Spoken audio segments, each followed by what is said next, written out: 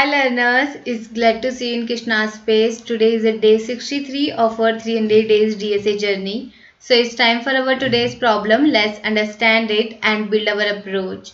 So today's problem is find minimum operations to make all elements divisible by 3. Here they have given an integer array called nums, and in one operation we can add or subtract 1 from any element of nums.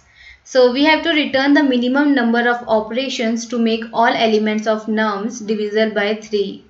So now let's get into the examples to understand this problem more better.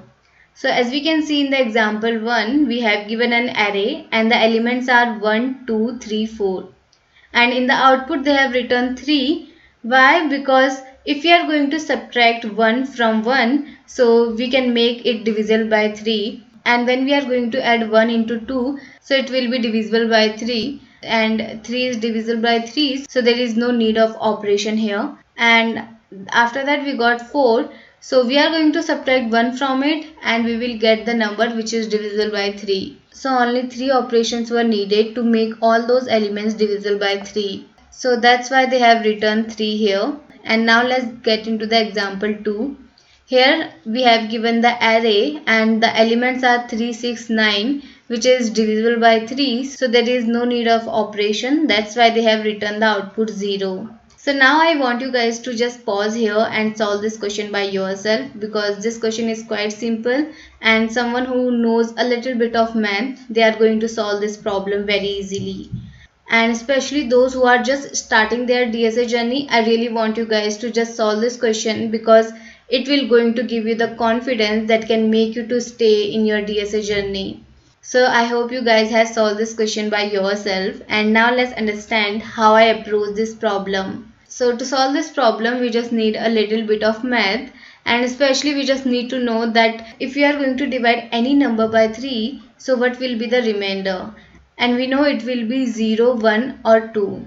And when we get 0, that means it is divisible by 3. And in this problem we need the operations that can make our element divisible by 3. That means we need only those elements whose remainder is 1 or 2. So if you are going to see how many operations we are going to do, so you have to see all those elements which has the remainder 1 or 2. Because if we get the remainder 1, we can subtract 1 from it. And if we get the remainder 2, so we can add 1 on it to make it divisible by 3. So now let's see the code of it. In the code, first I have created a variable called operation, and currently I have put the value 0 here. And thereafter I have run a loop, and inside the loop I am getting the elements from my array and finding out if it is divisible by 3 or not.